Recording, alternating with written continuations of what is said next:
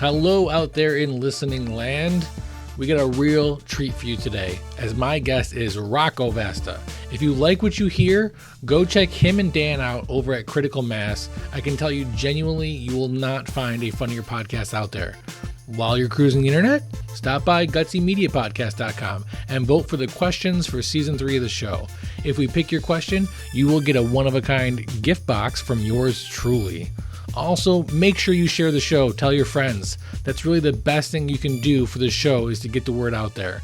Follow the social medias. That's Twitter, Facebook, Instagram, YouTube, and Letterboxd. We are so very thankful to have all of our supporters out there. But without further ado, on with the show.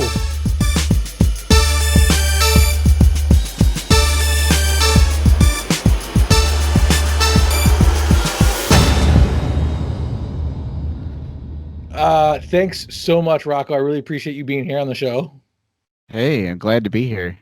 And we got a treat in store for you. This is a special episode. So this is really like a big thank you, because usually I have my guests on and we talk about what they want to talk about, which is whatever movie they pick and why, they picked that movie, which surprisingly enough, I have a lot of friends who are really into horror films, and it makes me question my friends.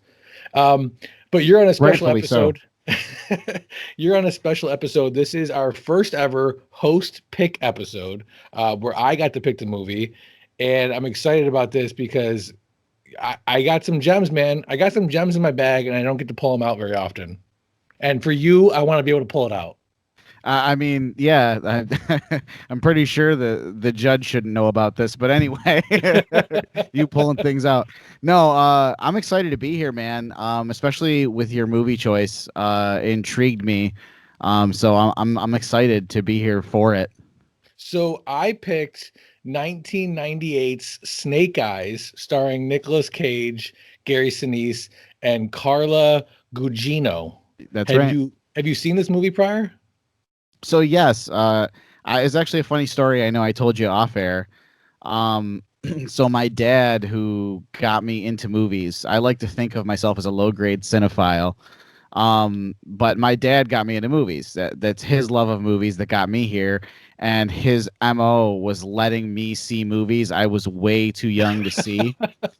And he's also a huge Nicolas Cage fan. Now, I didn't know these existed, but my dad is one of them. And he celebrates Nicolas Cage's entire catalog. If Nick Cage is in it, my dad's either seen it or now he needs to see it tonight. So Nick Cage is notorious for being a bit out there. Yes. He's a bit crazy. Yeah. So when you picked this movie, I was like, oh my God, I saw this movie like shortly when it went to VHS from the theater. And like we rented it like almost immediately, and I should not have watched that at my age. But I watched it again last night, and just to refresh me, because I needed to. It's been so long, and it did not disappoint, man. It didn't. So we're ultimately going to get into it and talk about whether or not we like this movie towards the end. But for now, I just kind of want to go through it. Let me set the stage for everybody. 1998. We don't have DVDs. No.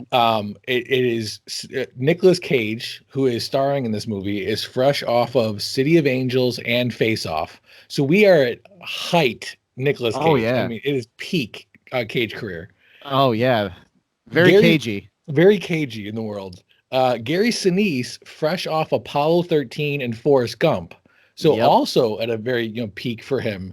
Carlo Gugino has done nothing. I mean, she was in Son-in-Law with recently she's been in the horror series, both the Haunting of Hill House, and then season 2, The Haunting of Bly Manor. She was in both of those, and she was fantastic in both. Oh yeah, I mean, she's done great things since then. She was in Watchmen. She's been in Sin City. Sin City is by far my favorite role she's been in. She's an yeah. She's a great actress. Yes. But at this point in her career, her claim to fame is really doing Son-in-Law. and she was in Michael, with John Travolta, but only as a Oh waitress. God, So this Michael. is her like, yeah, it's again peak John Travolta right there too. Yeah, yeah, So this is really her first major film, yeah. and she does pretty good. I mean, I have nothing to say negative about her performance in this film. Not at all, not at all. But I mean, it's crazy to see any supporting performance next to Nicolas Cage's off the wall, just ridiculous performances. So you're probably the perfect person to ask this because of your Nick Cage background. Yes, Has he become a caricature of himself, or is this how he's always been, and we as the audience just never really noticed it? I feel like that's such a loaded question. Um, I think like in the recent times, he is embracing his caricature, and we're seeing it like now more than ever. And I think that he became the caricature. I don't think he always was in the beginnings of his career. Like, I don't know, Face Off, he wasn't too crazy. But I mean, geez, dude, seeing him in this, I mean, even 8 millimeter, like that was a very subtle, like very defeated. I mean, that first of all, that movie, Is crazy. Jesus. But like that wasn't so. But this one, baby, yeah, Yeah, woo! Like his arm motions and it's his great. yelling. It's it Yes, it fits so well. Maybe it's just the roles he's taking. He's not taking roles that allow him to really, use this to his advantage anymore. But so for me, this film is so pivotal because when I first joined the military, I got stationed and I'm in my barracks room night one. There's nothing. I have nothing. I have no bed sheets. I have nothing. And I'm like, if this is how my life is going to be, I need to invest in something. And immediately night one went to the PX and got a portable DVD player. And I bought two DVDs that night. I bought this movie and the movie Basic with John Travolta. And those two movies I have seen probably a combined over 200 times because that was all I had. So I watched them like day in and day out. And I don't know if oh my it's god. it's I think it was, that kidnap victim mentality Yeah, where I started hating it and then I just embraced it and loved it and it's just we've been inseparable since. yeah, man. I mean, hey, I mean, not for nothing, but Snake Eyes was it was an enjoyable film altogether. I loved. I did actually really like that movie. Is it the greatest movie ever? No, but I mean, it was good. So here's what I want to get into. And Yes. so going over some of the stats of the movie, the tagline for the movie is he's got 14,000 eyewitnesses and no one saw a thing. Dun dun dun. It is your classic noir film. I'm a Yes. huge fan of noir. Probably my favorite genre in movies. I love the Sherlock Holmes movies. I love anything that kind of gives me that detective, clue type vibe. Oh, This is absolutely. this is R rated for violence. It comes out August 7th, 1998, as we mentioned before. Approximate runtime is 98 minutes, a very tight hour and a half. I've always said hour and a half to 2 hours. No less, no more. Perfect. Not 4 hours. Not some situations a 4 hour movie can be good, but I had to. the budget for the movie is listed at 73 million. But here's the thing, Wow. it's not 73 million.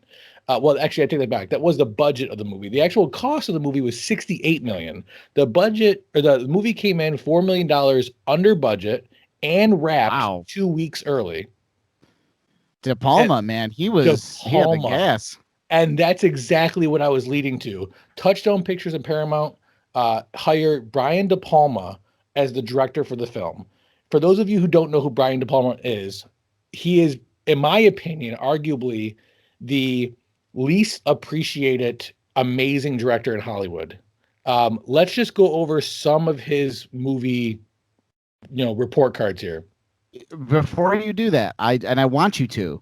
I'm excited about it. Is I looked it up last night, and I was wowed at how underappreciated this guy is. So yes, Insane. yes. So I can't wait to hear the list. First I big movie. went over it last night. First big movie, 1976, Carrie. He Yep. lays low for a little while. Comes out in 1983 with Scarface. Hmm. Scarface. Yes. Then we got 1987, The Untouchables. 1989, Casualties of War. 1993, Carlito's Way. Hmm. 1996, Mission Impossible. 1998, we hit Snake Eyes. And then from there, I think the two biggest ones are Femme Fatale in 2002 and The Black Dahlia in 2006. Uh, I mean, these are some big name movies. Did you see Mission to Mars? Oh, Mission to Mars is on there in Yeah. 2000. I did see it. It's this is why I have people like you on the podcast. I saw that and I was like, I love this movie, but Yes. it's so unknown. I'm not going to mention it as part of his filmography, and I'm so happy. It's such a great movie. Such a great movie. Gary Sinise, man, such a great movie. I love that movie. God, that So was wild. yeah, that's such a good movie. Gary Sinise, not the first choice for the role. It was offered to Will Smith. It was actually written for Will Smith. Will Smith requests $12 million to play the role, and Gary basically says that's ridiculous. Or excuse me, Brian basically says that's ridiculous. They yank it back from him. They offer it to Al Pacino, who turns it down, and then eventually goes to Gary Sinise, which I'm actually upset he wasn't the first choice. I think he's great in this movie, and he plays that very hard, like militaristic best friend. Yeah, no, absolutely, absolutely. And I think he was perfect for the role. Um, Converse to Nick Cage. I feel like he was the right level of actor to be there. Like if Pacino was there, I feel like it would be almost too much. You have Nick Cage on one side, Pacino on the other side. Like I don't know, it just felt like Sinise's character and who he is and where he's at as an actor. I think it didn't. It lended to the story and it lended to their relationship without their superstardom, kind of overshadowing it. I don't know if that makes sense to you. No, you're 100% right. I think Nick Cage has a way of like amplifying and kind of being the loud character in the scene, and you have Gary Sinise, who in a military type role is playing very straight laced. And so let's get into the plot a little bit because that'll help explain why Nick Cage's overperformance really does the role justice. Yes, we start off and we have this great little opening scene where there's a reporter outside and she gives us the synopsis as to why we're here quickly. And they do it in a great way with the reporter scene. So here's what you got to know. Number one, there's a huge storm going on outside. It's a hurricane. They're not calling it a hurricane yet, but she's calling it a hurricane because it's that bad. Number two, the events of the movie are going to be taking place in this casino slash auditorium during a boxing event. And number three, the Secretary of Defense is in the audience to watch the fight. Boom. There you go. That's what you need to know. Yep. Then we follow Nick Cage as he essentially makes his way to his seat. Yeah, and I love that. This is actually one of the longest uninterrupted scenes in film because we start off with him talking to a buddy of his who's a reporter, and they basically talk about gambling and how his buddy wants to put down a bet. Okay, no problem. He takes his buddy's money. He walks through the tunnels a little bit. He walks by one of the boxer's dressing rooms in which you find out him and the boxer used to go to school together, although the boxer doesn't know who the hell he is. He chases down some schmuck, beats him up, takes some money. Luis Guzman, man. Who's great. He's always the background actor in everything. I want to see him in like a starring role. Man. Yes. He also flashes a badge. So at this point, you find out Nick Cage is not only a cop, but he's, if not crooked, he's definitely slanted. He's a scumbag. I mean, yeah. He beats up what's his face, takes some cash, breaks all his drugs, and then slowly makes his way to the seat after talking on the phone with his wife and his girlfriend. That's the best. And he does this in between hitting on one of the ring girls. Yep. So he's definitely a sleazeball. But you find out he got tickets to the event because his buddy, who he's grown up with, is in the Navy and is one of the gentleman on duty tonight to protect the Secretary of Defense. So he's got Not ringside seats. just, he's ahead of the entire operation to protect them. Right. So he is the Which- main guy. And he decides to bring his schmucky local cop buddy to the boxing event. Yeah, and just like you said, what I love is when a film's writing doesn't treat me like I'm stupid. And the way they do that is inference, right? So first they make him do all these scummy things, and then he flashes the badge. Mm-hmm. We don't even know he's a police officer. We have no context. In fact, who knows whose badge that even was at that point? I mean, you can infer it was his, but again, it didn't come out and tell us this. You know, there was no care. Like, you had the woman in the front that explained the whole movie to us, or at least gave us the why we're here, right? And what is really huge about that is the argument about the category of the storm, and that sets the tone for the entire movie going forward. The entire movie, everything is glazed over with the truth that no one wants, or with the truth is glazed over with a fake story that nobody wants to hear, right? And we see that play over and over and over again in this movie, but it starts right there when she goes, a hurricane, no, we got to shoot that again. Why? Because they're classifying it as a tropical storm. Really we've got to change the name of it. Yeah, we don't want people to be afraid to come. Her exact line is, I love this town, they even spin the weather. There it is. Which is great. And that is the catalyst. And what I like about, like you touched on, what I like about De Palma, and what I like about, so kudos to not only Brian De Palma, but David Koop, who also does the screenplay. They both teamed up for the screenplay. Mm-hmm. His credits include Jurassic Park, Stir of Echoes, Spider-Man, and Mission Impossible. All great Echoes. Great movie. Yeah. But I agree with you 100%. What I like about movies like this is there is a fine line that story writers and directors walk between telling the audience something and allowing the audience to overhear something. And I think the main difference is when you're telling the audience something, you're saying you're too dumb to have figured this out on your own. So I'm going to put it in bold letters right in front of you. Yes, but I have a. Go ahead. No, please go ahead. What I was going to say is, what I like about this film is that you're overhearing these conversations. Yes. You're hearing the reporter talk to the cameraman. You're hearing Nick Cage, talk to the bad guy, or to the, his reporter buddy, or to his, Navy buddy. You're overhearing the conversation. So you're picking up all the information, but you're doing it through just listening and not being talked to. Yeah, exactly. I call it I call it the pod racer syndrome. Real quick, Star Wars Episode 1, they told us that Anakin was the only human being that could do pod racing. They spoon-fed the story, just shoved it into your like, dude, let me see him pod race and let me infer that. Right. And that's what I call those movies. They're pod racer movies. They're movies that just I hate to say this, but The Dark Knight Rises was a movie like that too. Alfred, in one scene, pretty much told us everything that Bruce Wayne was feeling without him actually having to act it out.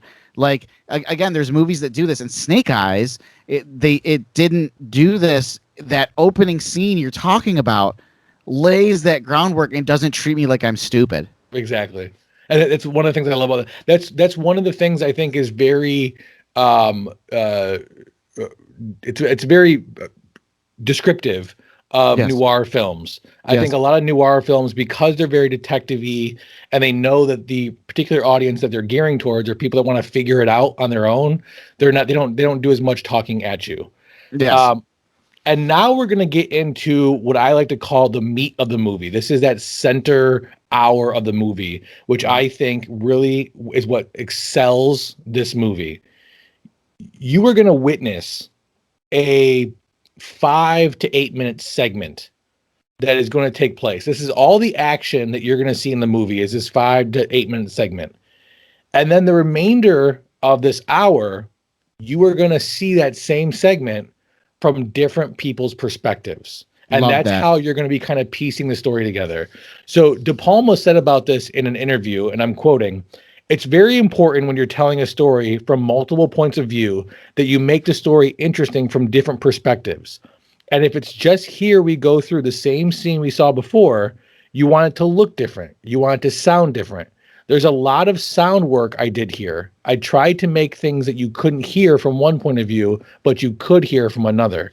And that is such an interesting take, because he's saying there in pretty direct words, I'm not only giving you a different point of view, like literally the person standing on this side versus that side, but because of where they're standing, you're going to see different things. You're going to hear different things. So although you're watching the same scene you've seen already, probably multiple times, Yes. you're going to have a whole new set of clues you got to pull out of this. And that is something noir films don't do enough of, I think. Yes. And I think up until this time, we didn't see a lot of movies using that point of view camera. Nowadays, we have all these found footage movies that are point of view cameras. This is obviously not a found footage film, but what I'm saying is it employs that point of view camera that moves through the eyes of that character and then pans out, which I like. I like that a lot. But just like he said, and just like you said, I didn't know that, by the way. And I think that is amazing. And now that it's mentioned, because I just saw it last night, I'm actually hearing and okay, wow, he really did do that. And that is wild. That is attention to detail right Absolutely. there. Absolutely. So what you see is Nicolas Cage, huge boxing fan. He's watching the fight, and you are watching him watch the fight, which I thought was pretty cool about this part of it. Is you're not even seeing what's happening in the fight. You can hear the commentators; they're kind of in the background a little bit because there is audio played over them, and you see that obviously the fight is going a certain way. The crowd's starting to get crazy and stirred up. There seems to be some big hit that just happened because everybody goes nuts all at once. During which time Nicolas Cage's phone rings. He answers it. He gets into kind of a weird conversation, which sounds like with his girlfriend or with his wife. And then you hear, Gary Sinise's character walks off to go investigate a suspicious person. She is a very attractive female sitting ringside by herself. So that's important. They go walking off. That empty seat now becomes filled by some mysterious female who has a conversation with the Secretary of Defense before the Secretary of Defense takes a bullet to the neck. And it sounds like a very confrontational conversation, but we only hear certain words. Mm-hmm. Absolutely. Very well put. So you hear her kind of make comments about he's going to be sorry for something. Yep. And he takes a bullet to the neck. She stands up, takes a bullet to the arm. Nick Cage grabs her out of the way. You hear a couple more shots, and then all hell breaks loose, as you would imagine it does. This woman who was shot gets up, grabs an envelope off the ground, and takes off. So I'm not going to go through every intricate detail because I really could. Again, I've seen this movie a ton of times, and it being noir, so many little things can play out later. But basically what happens is Gary Sinise comes back and attempts to kind of fall on his sword. What was I doing? I was out of place. I shouldn't have left my post, blah, blah, blah, blah, blah. Nick Cage, his colorful best friend, basically says, listen, this is how we're going to spin it. You were doing your job. You went looking at the suspicious person. And during that kind of following her through the arena, he hears the gunshots and is able to take out the assassin. And that's how we're going to spin it. You're the hero. You killed the assassin. And Gary Sinise more or less goes along with this. And at this point, the investigation starts. And this was really cool. So first thing he wants to do is he wants to go interview the boxer, the one he went to school with. And the reason for that is because apparently this big, knockout thing that was happening in the ring was this boxer, who's the heavyweight champion, had gotten a big hit to the face, fell down onto the mat, and the counting had started. And when the gunshots rang out, he immediately lifted his head and looked around. So Nick Cage wants to go interview him and find out why the hell he was on the mat if he wasn't truly knocked out. Yep. And that's where we get the first little tidbits of information. So one of the things that I thought was pretty funny, again, like I mentioned, I've seen this movie a million times. I happened to be watching this one scene with my son, who is 6 years old. I did not let him watch the whole movie, just this one scene. He happened to walk in while it was on. Nick Cage says something to the boxer. He says, I looked at the fight tape. It was a fact and punch. A fact and punch. It must be a boxing term. I don't know. A fact and punch. That's what, whatever it means. I don't know.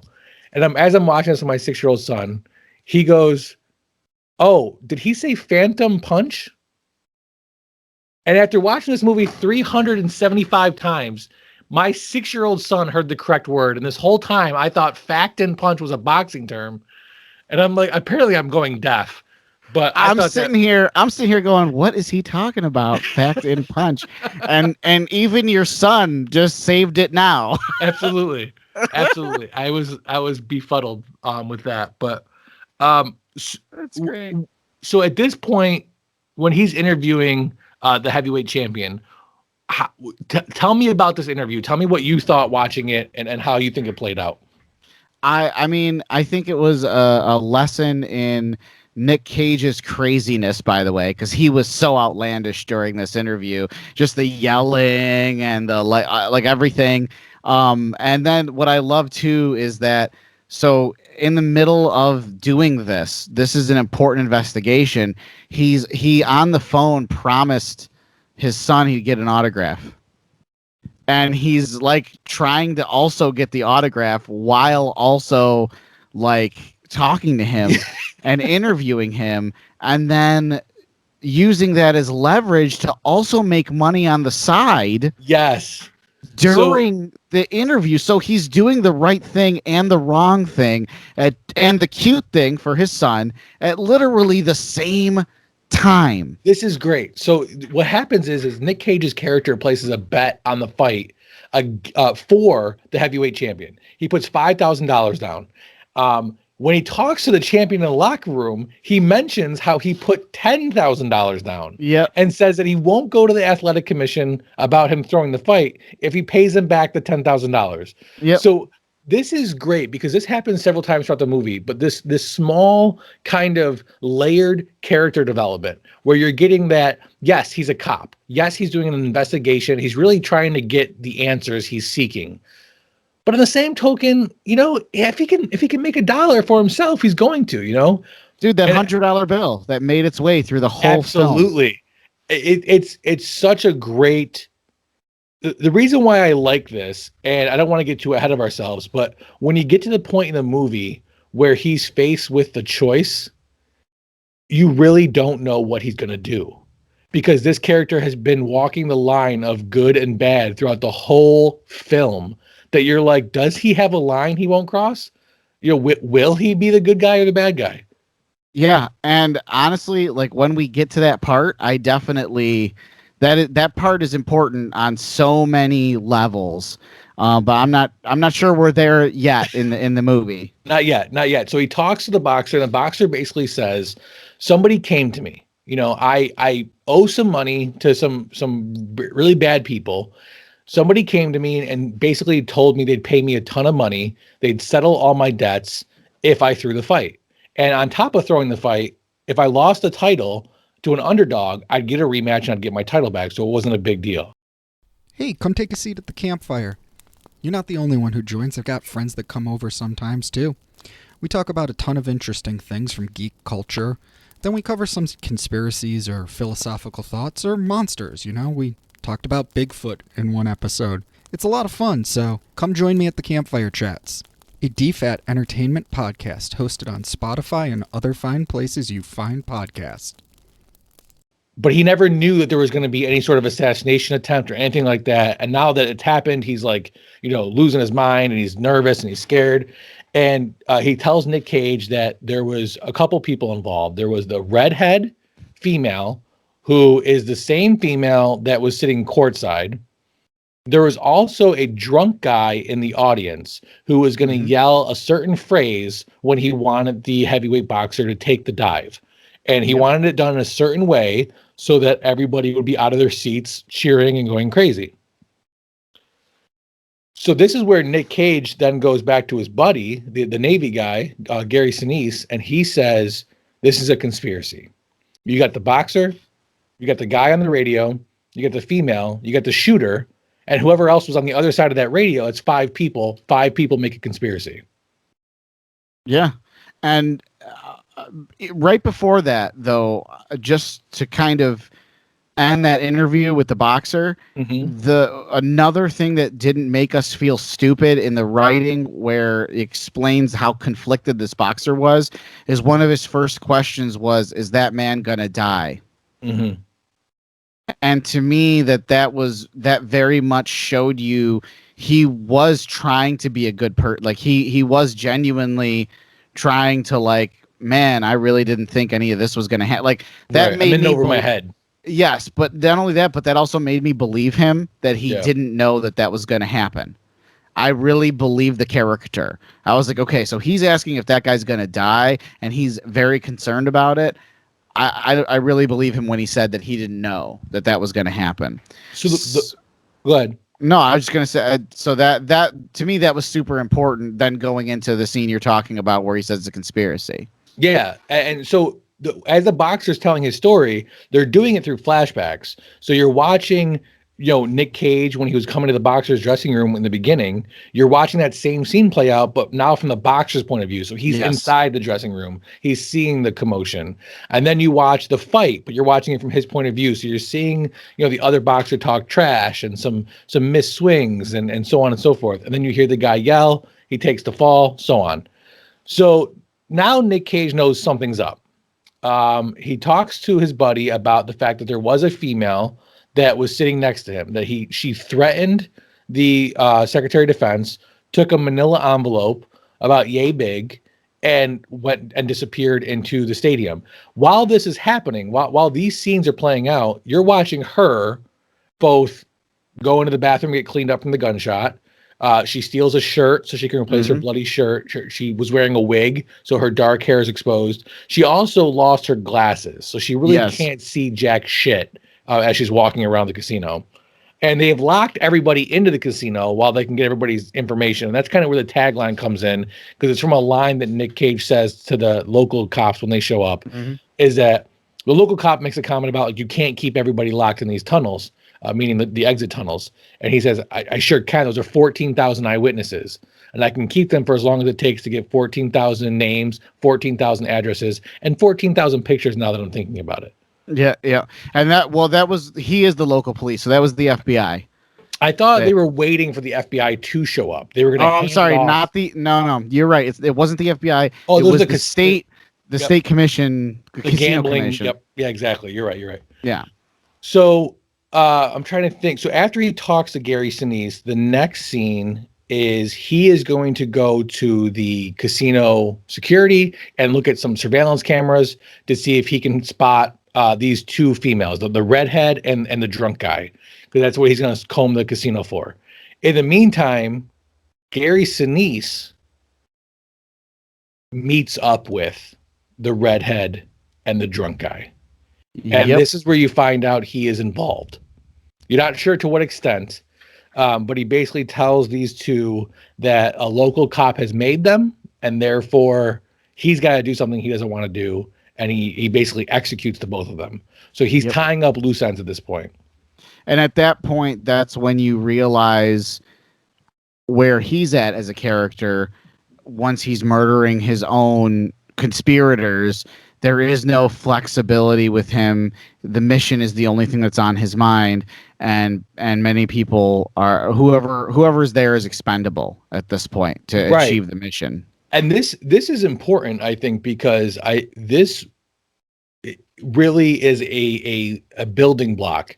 This is going to lead up to the point to where Gary Sinise and Nick Cage, are they good friends that are going to go through this to the end, or are they on different levels? And I think this kind of leaves, this is the start of that, the start of the divergent paths that they're on. So Gary Sinise now needs to go find this chick who was shot, and he starts combing the casino for her. In the meantime, as Nick Cage is checking surveillance cameras, he comes across this chick. He recognizes her darker hair, and basically she is trying to flirt with some guy on the casino floor in order to get to his room. because in the room there's no surveillance cameras, there's no people looking for her. She can kind of lay low until all this blows over. She manages to hit on the guy enough. They go up to his room, but in the meantime, Nick Cage has spotted her, and Nick Cage is trying to follow her up to the room, and Gary Sinise has spotted her, and Gary Sinise is trying to follow her up to the room. Now, advantage Gary Sinise, because he spots her first and manages to get into the elevator with her and this guy. So he's got the floor that she's on. Nick Cage, on the other hand, has security working to help him out. They get the guy's name and get not only the floor, but the room number. Exactly. So she and the larger guy from the bar go to the room. He attempts to like get what he thinks is coming, obviously based on her hitting on him. And she's like, no, I just got to lay low here for a little while. I just need stuff to blow over. He's like, absolutely not. You're getting out. And in the process of throwing her out of the room, Nick Cage walks by, grabs her, and tells him to take a hike. Now, this is where bad editing comes in. He kicks him out of the room. Nick Cage kicks the guy out of the room. And then in the next scene, they're walking down the staircase and they have their conversation in the staircase. And I don't know if you picked up on that, but there's no reason for them to leave the room at this point. They could have just hung out there, but that's neither here nor there. Gary Sinise, or they could have just left. Yeah, that would have made if they were sense. just going to the stairs anyway. Yeah, I didn't even think about that, so you just brought it up. That's right, because when they get back, when they get back there, they're gone, and then they were. That's dumb. Yeah. So the guy goes to go tell hotel security that he just kicked out of his room, and he bumps into Gary Sinise, who's like, "Yeah, show me the room."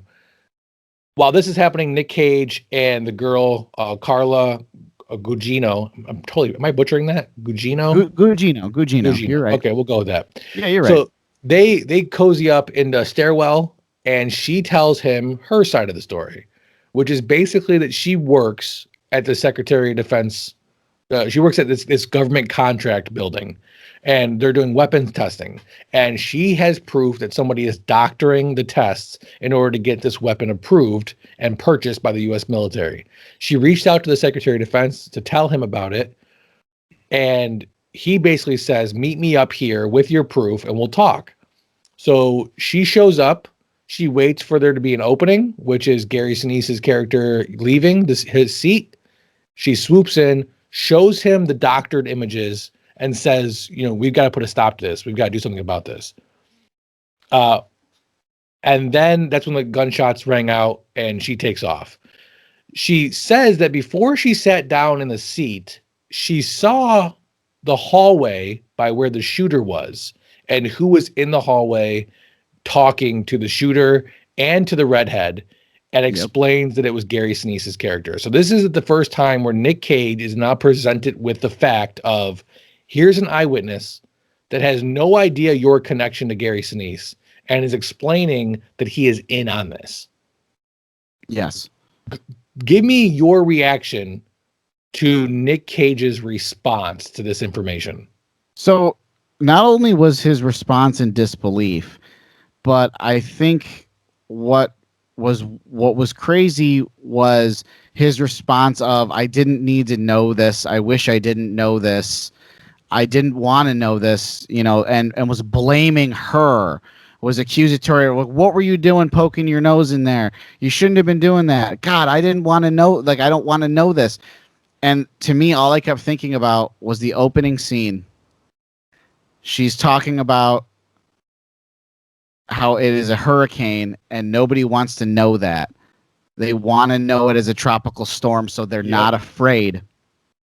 And that is what was ringing in my head. This was the theme of the whole movie. And now we're at the point where it really matters to the relationships of the main characters. And I love that build up all the way from that opening scene to here, where this movie is about truth. And do you really want to know it? Do you really want to know? And it was more, his response was more disgusted that he had to be put in this position. He wasn't this hero that was like, well, then we're going to go save the day. It was, I don't want to know this. And to me, that was incredible. What's great about this scene is there is two perfect lines. Nick Cage says to her, I didn't want to know this. Why did you have to tell me? And her response is something along the lines of like, what's the problem? What's the issue? And he says, either way I look, I have to do something I don't want to do. Because he knows I either am the good guy and turn my friend in, my best friend, or I don't turn him in and I'm a bad guy. And I think this is really where it's like he doesn't see himself as a bad guy. He sees himself as breaking a couple rules, but at the end of the day, he doesn't see himself as a bad guy, which is crazy to me. But the other great line in this is she makes the comment to Nick Cage, I was careful. I used a fake email address when I contacted him. And Nick Cage says, you sat down right where they wanted you to. They didn't miss him with that second shot. They missed you. Yeah. And she has this moment of like, she even says, I thought I would get fired. I didn't think I'd get killed. Yep. Like she did not realize what she was getting herself into. And this is to me one of the best scenes in the movie. It absolutely, it is the pinnacle scene of the entire movie. I think it's the focal point, if you will, because it really, questions our quote unquote, I will just say, who we're presented as the hero, and the choice that he has to make at that point. And, either one is ugly. I'm going to have to shoot this woman that's sitting next to me who's trying to do the right thing, or I have to turn in my best friend. And like I said, I mean, all I kept thinking about was that tropical storm conversation in the beginning. People don't want the truth all the time. They don't. And when he was presented with it, he was disgusted by it. Yeah. So part of the evidence he's managed to gather during the movie is that he has a recording of the heavyweight boxer from like an above camera, and it's the big blow that got the crowd all crazy, and you can see that the other boxer missed, created that phantom punch, if you will. So he goes back to the recording booth to see that. In addition, he checks the footage of this floating blimp that had a camera built into it that apparently nobody knew was going to be active that night. And he manages to get the images of Gary Sinise's character talking with the shooter prior to the events of what had unfolded. And this is really the proof. This is you cannot deny what is happening right here. And in this scene, Gary Sinise shows up, and he basically tells him his point of view, his story, which is more or less, this was going to happen tonight. It's part of the reason why I brought you here. I needed a local cop to back up my story, and I knew that if things went bad, you could be bought. And he basically tells him, now's your chance. You have hit the mother lode. He offers him $1 million to just walk away from this. Tell me where the girl is and walk away. And he has this kind of emotional, like it's a solid 30 to 45 seconds where he's just kind of staring at the ground. He's pulling out a cigarette. He doesn't know what he's going to do. And he sees this bloody $100 bill on the ground. This has been kind of circulating throughout the movie this whole time. And to me, it's pretty obvious, but I've talked to other people who have seen this movie. What do you think is going through his head when he's staring at this bloody $100 bill and his response to Gary Sinise? What do you think the wheels are saying right now in his head? First of all, have you ever been a smoker? Were you ever a smoker? Okay. So to me, that was the most perfect time to smoke a cigarette. The first thing I thought of was, oh my God, that's literally what I would have done if I was still a smoker, like with this decision, And I think looking at that bloody $100 bill, I mean, how that's traveled through the movie, I think gave him that moment of pause to kind of almost check himself. Like, okay, so I beat the crap out of that dude, in the beginning and stomped on his drugs. I stole his money. I did all these things throughout this night. Are these things a reflection of me? Do I have a chance to do the right thing here? Because I'm the guy who already thinks he's the good guy anyway. Now I have a chance to actually prove that. I think that money. I think that bloody $100 bill was his was a not his reflection like a mirror, like his time to reflect. That's what I think. I agree, but I'll take it one step further. I think he's going through all the stuff he's done. Even stuff prior to the movie, stuff that we didn't see on camera. Sure. And he's looking at that 100, and he's thinking about that million, and he's thinking the million is blood money. It's blood money from the bloody 100. It's blood money. I like that. And what he says out loud, his next line out loud is, "I've never killed anybody." Yeah. Meaning, like, I've done some fucked up shit. I am not a good cop, and maybe I'm not a good guy. But this is the line. This is the line I've never crossed. I've never killed anybody. I've never taken blood money. And basically tells Gary Sinise, I can't do it. I can't do it. I can't be your fall guy. Yeah. And at which point Gary Sinise is like, okay. And then this is, again, this going back to that scene where Gary Sinise kills his two buddies. This is where Gary Sinise separates from Nick Cage and says, you got the line. I don't. I killed two other soldiers tonight that were on my team, and you as my best friend, I'll do what I got to do with you too. And the heavyweight boxer comes down the stairs, and you can see that he doesn't really want to do this, but he's in now too far over his head. And the scene cuts to them on the pier or in some sort of like storage warehouse thing that they're doing construction. Right, because they're going to redo this event center. So the boxer is literally beating the shit out of Nick Cage, and Gary Sinise is telling him, like, tell me where the girl is. Tell me where the girl is. You're not cut out for this. You're not cut out to be the good guy. He even tells him, like, when this hits the news, they're going to dig up dirt on you. You're going to lose your wife. You're going to lose your girlfriend. You're going to lose your job. You're going to go to jail. Like, you're not cut out to be the good guy. Just do what you've always done. Lay over, take the money. And he doesn't. He continues to get the shit kicked out of him until he's knocked out. What did the boxer say? Because the boxer gave him, you could tell he didn't want to be there. He told him, just shut up, man. Yeah. Or just tell him, man. He's like, because he was go easy on you. Yeah, I'm just he was trying to help him. And Nick Cage is heckling him the whole time. Yeah, that's all a punch. Yeah. And just as he's just and his eye is all distended. Yeah, it's awesome. It was gross. That was pretty gross. So when Nick Cage gets knocked out, Gary Sinise puts a tracker on him, which is smart, knowing that when he wakes up, the first thing he's going to do is go find that chick, which he's kind of stashed out in this little closet thing, if you will. And he does. He wakes up. He goes to the girl. Gary Sinise follows him.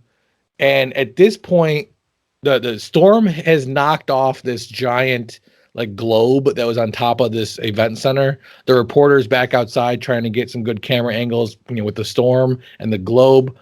And you got everything coming to a head. The storm's outside hitting its peak.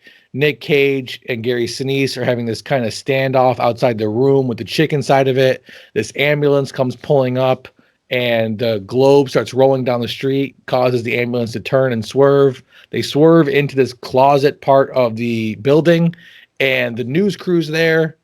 The cops, was it the ambulance drivers who are cops? The cops were on their way. That's what it was. And already, and the ambulance swerved, but it was the cop car that went through. That's right. The building. The cops show up to Gary Sinise with his gun drawn. I believe he's already taken a shot as well. He's got a silencer on the gun, which is never a good sign. Right.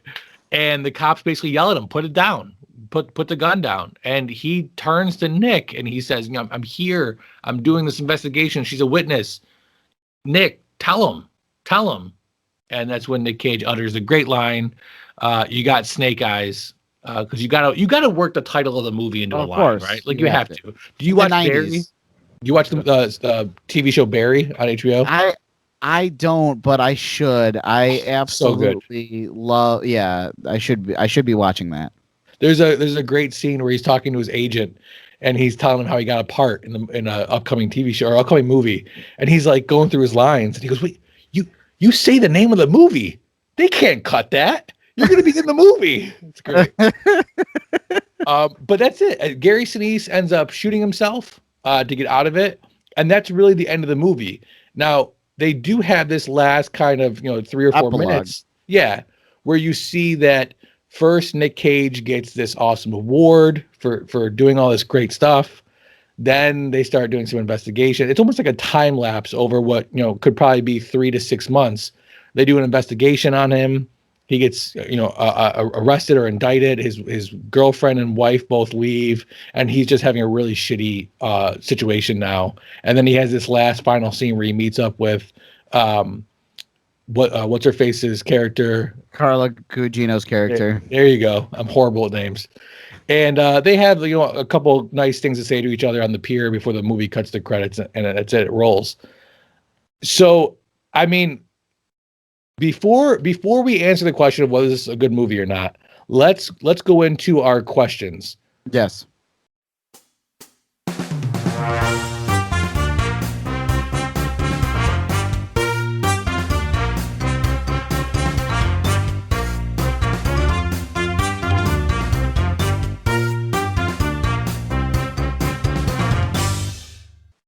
So I got 3 questions that I've developed that I think are the epitome of film in their entirety. I mean, I have managed to spend 80 to 100 hours crafting these questions so that they hit on every single part of a movie. Not to sound big on myself at all. No, not at all. So let's start with question number 1. What was the message of the film, and do you agree with it? Ooh, I like that. The message, I think, is that nobody really wants the truth. Everybody wants a veneer. Everybody wants they want it to be happily ever after. They want a Disney movie. They don't want what the truth is, because the truth is ugly. And then, did I agree with the message? I mean, yeah, I agree that is how our world works. They want this, they want a cookie cutter, sugar coated. They want sprinkles on their turds, man. Well, this whole movie is that, Well put. So, I just because of who you are as my guest, I've got to put a little political spin on this. To me, the message of the film is more centered around Nick Cage's character and the idea that bad guys can do good things and good guys can do bad things. Because I think that's Nick Cage and that's Gary Sinise, right? I mean, he's the bad guy who eventually goes on to do the good thing. And Gary Sinise is this naval officer who's the good guy, but is doing bad things. And I think in the world that we have today of cancel culture and everybody's guilty until proven innocent, you can't have. I mean, it's that famous line, right? That JFK and Ronald Reagan would never get elected in today's political atmosphere. That some of our great leaders would never, get elected if you only got one strike. And then you have, people like Trump who got 1.5 million strikes and somehow still made it. So I think it's important that people understand that just because somebody does one bad thing doesn't make them a bad person. And just because one person, poses for one charity photo op doesn't make them a good person. Yeah, that's actually a really good point. And I can definitely agree with that as a major theme of this movie. Absolutely. I mean, if not the main theme of the movie, I could definitely agree with that. But yeah, man, I mean, I think this movie was great in the political climate. And I think that cancel culture and what happened to him at the end of this movie, how he was dragged under, and also how ironic it was that everything Gary Sinise said was going to happen literally happened. Right. But that spoke to me. That epilogue spoke to me. That's where we are in our world today. Is we have this person that's a hero, and the first thing we do is we look at their rap sheet and see instead of focusing on the one thing that they just did.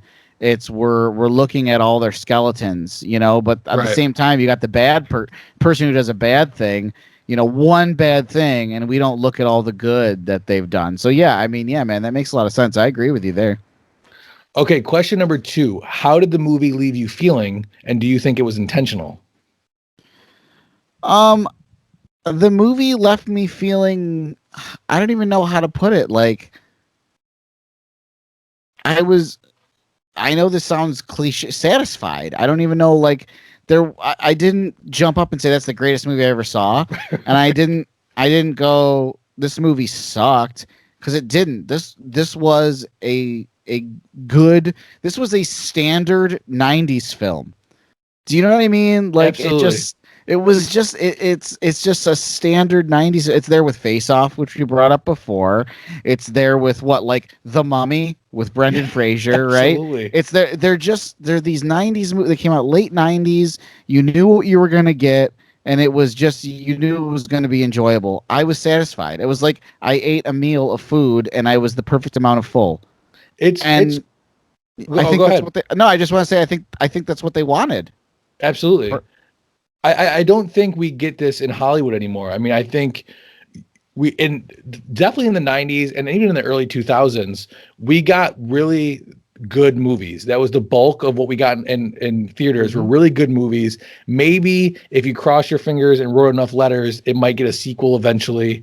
And, once or twice a year, you get this monumental blockbuster that everybody's been looking forward to. Like a new Star Wars comes out or something like that. Yep. But nowadays, everything has to be a blockbuster. Everything is being set up for a 6-movie deal. It's just insane. Not that I'm opposed to it. I mean, I love the Marvel movies. We've got some great content coming out, hopefully here in the next couple of years post-COVID.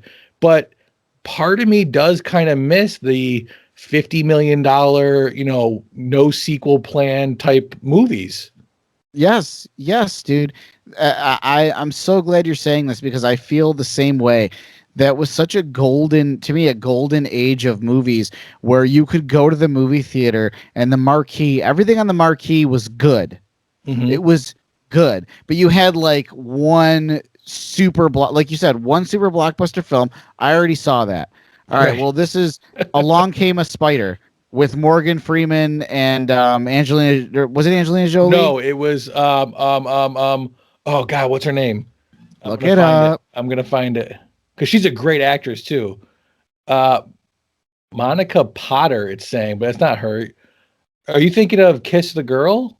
That's it. Kiss the Girl. I'm sorry. Yeah, because that's who I think you're thinking of. Yeah, no, you're right. Wow. Ashley Judd. Ashley Judd. That's it. But what I'm saying is, like, you had these movies that were just like standard state. You could go to the movie theater and you could say, I don't know what I want to watch, but you could get there, look at the marquee, and say, any of these. Yeah, and that was early 2000, late 90s, mid 90s even. Now, just like you said, that's a very good point. Like, we just don't, everything is a Marvel, 17 pictures, Star Wars, a TV show, a book series, and a movie. And it's everything is there's just so much of it. There's no standard filmmakers anymore. Right. Like you said, the $50 million film that's just good. I just want it to be good. Exactly. Okay, so question number 3, our last question. What is the most important sequence in the movie? Oh God. There's two that's, I mean, I'd say the most important would be the scene in the security room when Gary Sinise comes in there, like we had discussed, with the bloody $100 bill. I'm not just saying just the bloody $100 bill portion. I'm saying that entire sequence, right, from beginning to end, because that's a tough conversation that we knew was coming, and we finally got the line drawn in the sand. We were told what Nick Cage's character was going to do, what his choice was. I'd say that's the most important sequence. Yeah, I would agree with you. I think it's tough because in a movie that's really centered around that one scene, where the events take place, there are quite a few important sequences. That one, like we talked about, the conversation on the stairs. But I'm with you. I think that final kind of cliff moment where he's having the conversation with his best friend to basically say, no, I'm not in on this. And, I'm going to turn you in. That's got to be the most important sequence. Absolutely. I mean, I'd say an argument could be made for the opening sequence with, not the one with the hurricane, the one right after with Nicolas Cage, that one long sequence that we had talked about, because that was one of the best shorthand character development scenes I've seen in any movie. Mm-hmm. Which is great because, and that's again a big kudos to Brian De Palma, because you do have what on the surface is a short scene with a lot of character development. But because you revisit that scene so many times from different angles, you're just going back to develop that character more and more and more, because you're going to see something this time that you didn't see that last time that adds to it. It's so good. So, I mean, this is it. This is the question. Rocco, 1998's Snake Eyes. Was it a good movie? Yes, it was. Absolutely. I feel vindicated now. I love this movie. I love this movie so much. It's going into my top 10. For those of you who haven't seen it, check out my YouTube channel. I go over my top 10 movies that we've covered in the podcast. And for this, I have to bump Draft Day, which was number 10 and is now going to fall off the list. And I'm putting Snake Eyes all the way up at number 5. So it's bumping everything else down. To me, again, is this a blockbuster, amazing movie? No, but it's an amazing noir film that takes a lot of really cool director and writer type changes. It's things that I've seen in this movie that I didn't see before and really struggle to see since. No, I couldn't agree with you more. I think I said, because I watched this with my wife, I think I said multiple times, they don't make movies like this anymore. Like, they just don't. We don't see these. This was a gem. This was an absolute gem of a movie. And thanks for letting me revisit that again, I'd say. Absolutely. So the movie does 103.9 million on a $68 million budget. It doesn't quite double its budget, which we know is kind of the cutoff mark for being, a successful movie. It's really not critically accepted very well. So there are some subtle hints going into our last game called Guess That Tomato.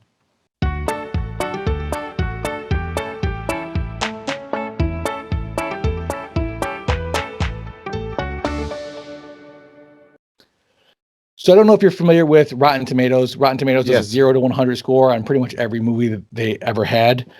There's also a critic score and an audience score. So what I'm going to have you do is give me your guess as to what you think the audience score is for this movie. And then I'm going to give you some hints, and I'm going to give you a chance to change your guess if you want to, and then we'll see how close you get. So for 1998's Snake Eyes, what is your score, 0 to 100? For audience score, Audience score. Not critic. Okay. Audience score, I would say 76. 76. Good guess. Okay. So now what I'm going to do is I'm going to give you the critic score, and I'm also going to give you 3 movies that are plus or minus 2% of the audience score for Snake Eyes. So the critic score, 66 critics give this movie a 41. And your 3 movies that are within 2%, starting with movie number 1, Shaft, Samuel L. Jackson's 2019 film where he plays his motherfucking self. Movie number 2, Six Underground, the film that answers the question, what would happen if Michael Bay tried to make a Michael Bay film? I love that. And movie number 3, A Million Ways to Die in the West, a film whose funniest joke is Charlize Theron being interested in Seth MacFarlane. Wow. Okay, so those comments, were those audience? Those were all audience comments, or those critics? Are all comments I just made up for the films. Oh, okay. Oh, okay. So I see what you're saying. Okay, so I'm gonna. Have you seen any of those movies? We got Shaft, yes. Six Underground, and A Million Ways to Die in the West. I've seen them all. Are you? I haven't seen Shaft. Really? With Sam Jackson, the remake? Sam Jackson. Yeah, is it good? Oh, isn't it like set up for his son or something? I mean, yeah, it was all right. I don't know. I'm gonna. You know what? I'm gonna lower my score a little bit. But not by much. But not by much. I'm gonna say 71. 71. The audience score for 1998's mystery and thriller Snake Eyes is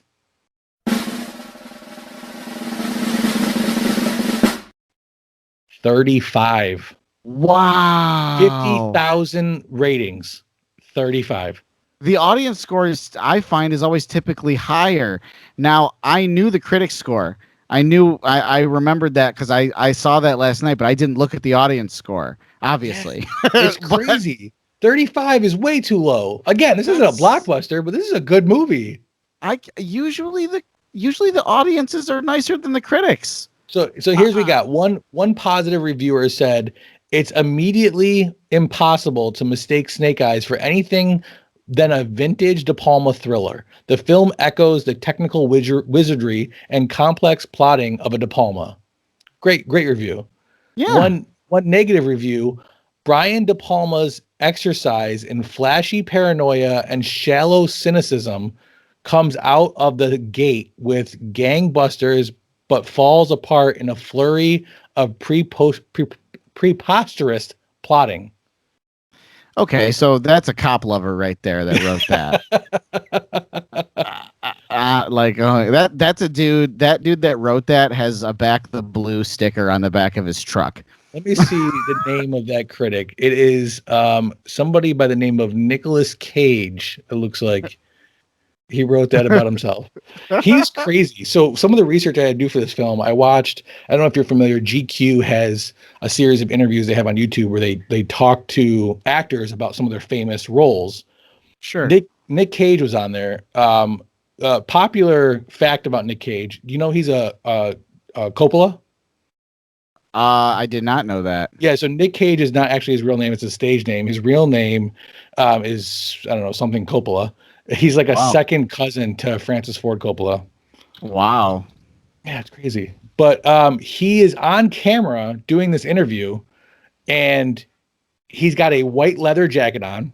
His hair is so blatantly dyed like a dark black. Like, listen, guys get older, they get gray, whatever. Sure. I don't judge. You want to dye your hair, that's fine too. But this is like jet black. This is like no young person has hair this black. What year was this interview? 2 or 3 years ago. If that. Okay. Wow. But what's more interesting is he's wearing 2 rings on his pinky and ring finger of his left hand. The one on his pinky is probably an inch in diameter, clear diamond. It is enormous. And the ring immediately next to it is about twice the size and is a purple gem. So not only does he have these 2 unbelievably gaudy rings, but he put them like next to each other. You can't possibly make a fist with 2 golf ball sized rings on fingers that are next to each other. That's insanity. This is one of those OCD things of me. Like, I don't care that you're wearing the rings. Express yourself however you want to, but it bothers me that you put them on fingers next to each other. Put one on each hand. Spread them out a little bit. But why does he even have them? Why do you have these rings? What is this for? Is that the bad part though? Like, that wasn't my first reaction. Wasn't, why are you wearing ridiculous jewelry? My first reaction was he's crazy because he hasn't separated them. Well, no, it's not bad. Dude, why? I want to know why. I wish the interviewer would have, if I was the interviewer, I would just be like, what is that? Just what is that? Like, can we just talk about that for a minute? You can't expect me not to talk about that. Yeah. You showed up wearing that. We got to bring it up. Oh, that's wild. Rocco, thank you so much for being my guest. Tell the folks, where can they get more of you if they want to hear your pretty voice again? Oh, thank you. First of all, thanks for letting me be here. I enjoyed that very Absolutely, much. man. And I'd love to come back and talk movies anytime. But I am on a little show called Critical Mass, the Critical Mass podcast. As we're part of the DFAT family with you guys. Aww. And no one should listen to our show. It's awful. It's that is not awful. true. Not true. I am a hardcore fan. These guys are hilarious. You and Dan, you guys are just crack me up the entire time I'm listening. It's great. Well, thank you. I appreciate that. But yeah, we love what we do. We've been a podcast for a while.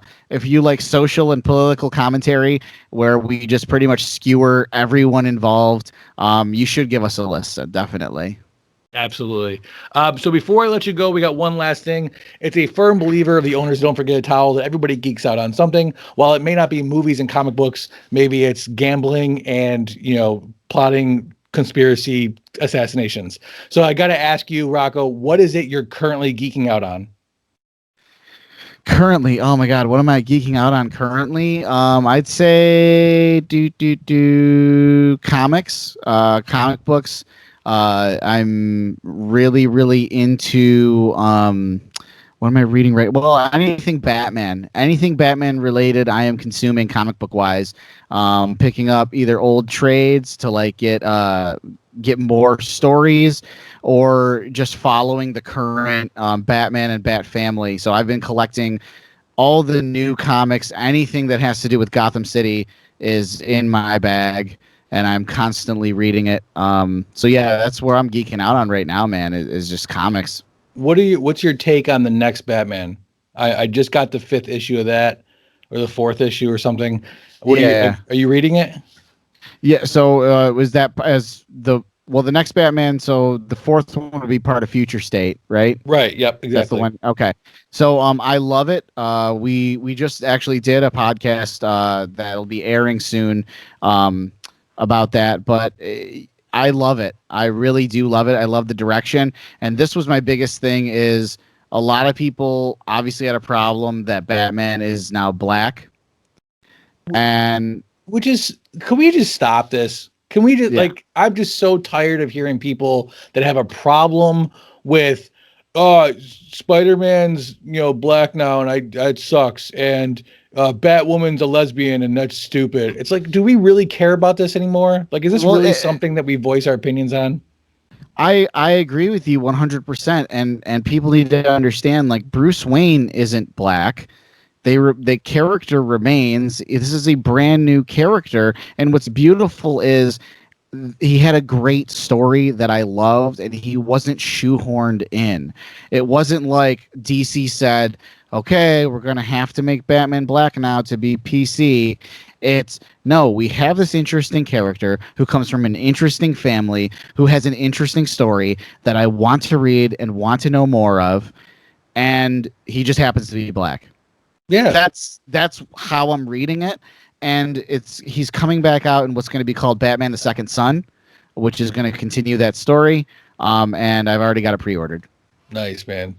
I too am geeking out. I just picked up the second issue of The Last Ronin. I haven't read it yet. Arguably one of the best Ninja Turtle titles we've had probably ever, but definitely as of recent times.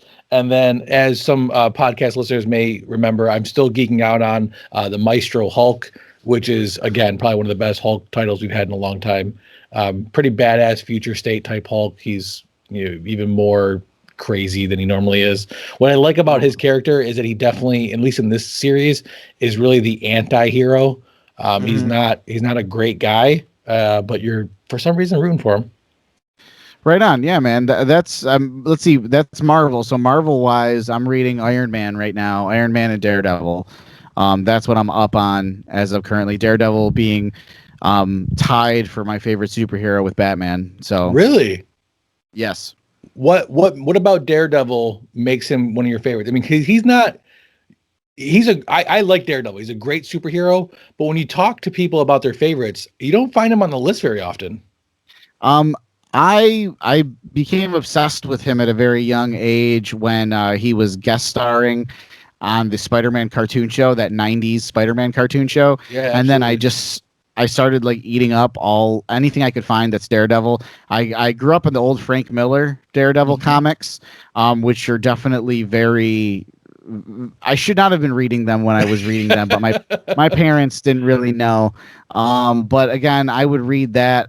What I loved is that he battled with his faith constantly, and he was a devout Irish Catholic, which is pretty much the same thing as Roman Catholic, it's exactly the same thing as being Roman Catholic, which is how I was raised. And I struggled with my faith my entire life. And to see someone in comics, Matt Murdock, struggling with not just his religion, but the exact same religion as my family's, really drew me to that. He felt truly that the battle between heaven and hell was happening inside of him. And so that violent portion of him that needed to get out was out on the faces as he would beat them in of criminals. And his angel was the fact that he didn't kill them. Yeah. He had a no killing policy. So yeah, I mean, really, really good. I just love, that's what I loved about him. I love that superhero.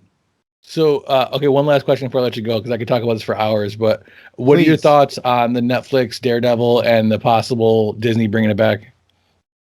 So I get asked this a lot because a lot of my friends know how big of a fan I am of Daredevil, and they also know that I lauded that show as the second coming of Christ for me. Like that show, I cried. Charlie Cox is Matt Murdock. Charlie Cox is Daredevil. And what they did in that show was stunning. I mean, not as good as Ben Affleck, but yeah, it was pretty good. Okay, yeah, that's. I remember walking out of that theater as a young person, just being like, "What just happened to me?" Like, I just sat there and let that happen to me. Like, as a Daredevil fan, I thought it was very courageous for him to play a character that made you want to be blind, so that you wouldn't have to watch him play that character. that's so true. It's so sad. No, but yeah, I mean. That was a concern hearing that Daredevil was coming to Netflix. Was this going to be campy? And no, they made it really dark. It mirrored a lot of what the comics currently, at least in my opinion, currently are. When that show was canceled, after setting up, his arch nemesis Bullseye, like they literally set up his arch nemesis. And then cancel the show. So with him being brought back, he needs to be brought back as Peter Parker's attorney. That's what I want to see, and I want to see Charlie Cox show up as his attorney, and that is how the two of them met. And I want to see that on the big screen. And I'm sorry, but I want to see Charlie Cox doing it. Will it happen? Right. I don't know. Yeah, that's honestly one of the things I love about Daredevil that is kind of bothersome to me about Batman is I think Batman writers have a tendency of getting too big. With the dark multiverse, and it's not even him saving Gotham anymore. Now he's saving full universes. But Daredevil, at least in the titles I've read, has always kind of stayed, Hell's Kitchen's protector. And they keep you just as engaged with, him protecting the neighborhood. And I think if Batman went more towards the noir, saving Gotham, crime solving comic books of the old, it would suck in, more fans. You don't need to have the entire universe at stake every time. No, and it's funny you say that because I'm the one who says that typically to our group of friends that we all talk to that are always like, oh, you got to read death metal and you got to read this other verse. And I'm like, no, I want a street level superhero. That's what Batman is. That's what Daredevil is. And I got nervous with the new Daredevil titles because they were doing a crossover with King in Black. I don't know if you've heard of King in Black. Mm-hmm. So they did a crossover, and when you're doing a crossover with King in Black, and it's Venom, that okay, so what? Now Daredevil's gonna get the Venom suit, and this is gonna turn into something that I don't want to read. I want a street level superhero, and how they did it was so freaking well done that it kept him there at that level, but he still got to experience the whole Venom outbreak, and it was awesome. And they did it in one issue and they stopped touching it. Yeah, it's great. It's great. And that's honestly, that's the only thing that's got me even a little excited for the Robert Pattinson Batman is that everything I'm hearing is that they're keeping it lower and making it more of a, world's greatest detective type take versus, universe impending, goblins. Dude, I want to see Seven, but Batman. Absolutely. 100%. That's what I'm very well put. That's what I want to see. Thank you. That's what I want to see. That's what I should see. That's what Batman is. Absolutely. It's it's ugly. I want it to be ugly. I want it to be dirty. I want it to be, I don't want him in a spaceship. I want him, Sold. beating I mean, this. Yeah. coming to a Kickstarter near you, I will be the first pledge. Absolutely. Rocco, thank you so much for being my guest. I really appreciate it. Love being here, man. Thanks for having me. Take care. Later, dude.